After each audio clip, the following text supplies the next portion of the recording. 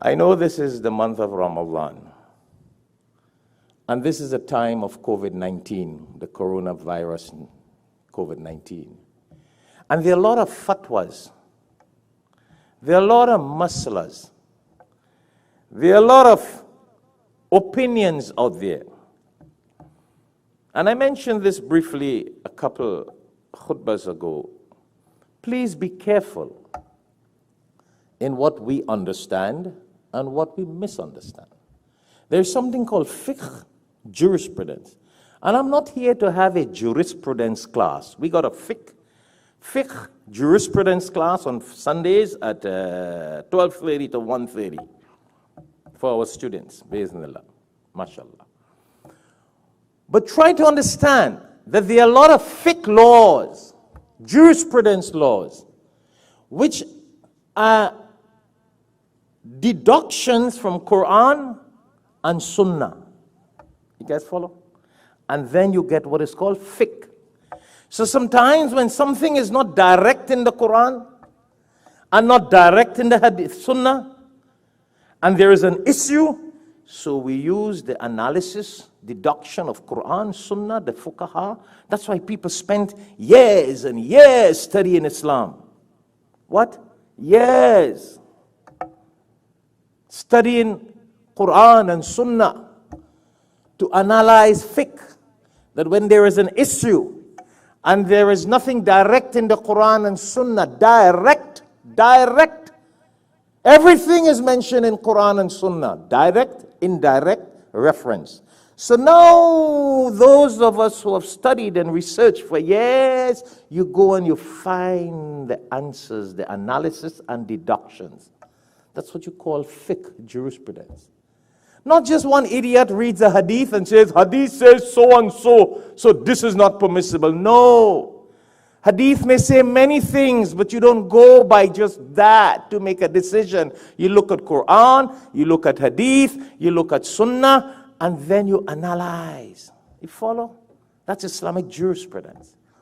And during these days of COVID-19, we have a lot of people passing a lot of these things online. I read this, I heard this, I say this. See what I'm saying? A lot of things passed around.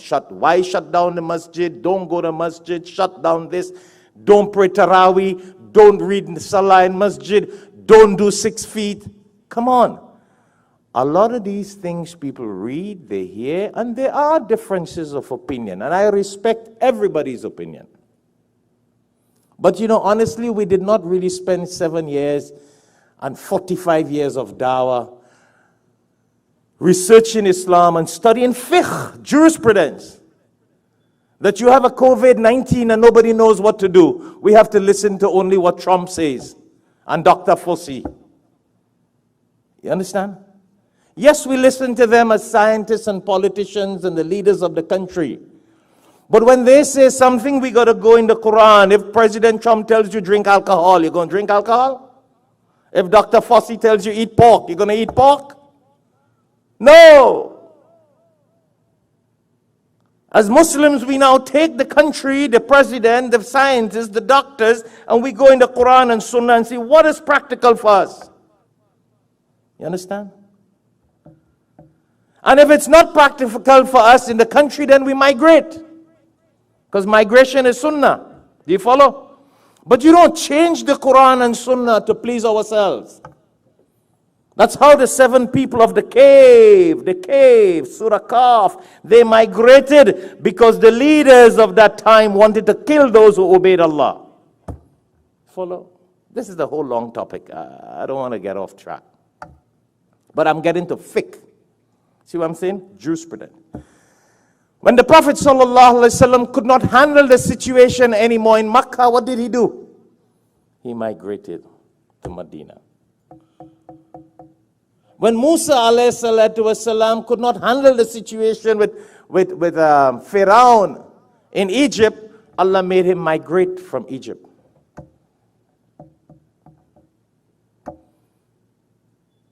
When there was the famine in the Holy Land, in Canaan, and Yusuf ﷺ and his family had to go through this famine, Allah hadn't made a reason, the whole 9 yards of Yusuf going into the well, the brothers throwing him in the well, going to jail, becoming the next in authority after the king or the pharaoh, and brought those Israelites to Egypt. They migrated.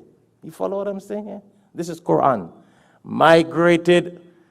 Jacob and his family, peace be upon them, to Egypt.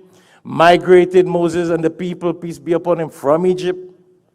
Our Prophet Muhammad sallallahu alaihi wasallam migrated from Makkah when they wanted to kill him. So if you're in a situation in a country, then you're supposed to migrate. But we are not in a problem in America that we have to migrate. Actually, Muslims have more problems in Muslim countries, and they got to migrate to America. Because America has more flexibility to practice in Islam. As we hear in Florida, where the governor has allowed us to open the masjid. Religious services are considered essential. So we can practice religious services with a mask and 6 feet distance. That's why everybody here, these brothers, are all more than 10 feet from me. So I am away because of the cameras and the whole 9 yards, because you won't understand what's going on there. But everybody else on mask. But the point I'm getting at, if the scientists and the doctors tell you something, we got to go into Quran and Sunnah and then obey and follow if it's within Islam. Otherwise we migrate. And alhamdulillah, America being a country with a lot of Christian rulers, and because it's a country that started and founded in the name of God, there are a lot of laws that considers God first. What? There are a lot of laws in the Constitution and of America that gives God first place. First place. That's why religion has that rights that politicians cannot dictate to religious leaders.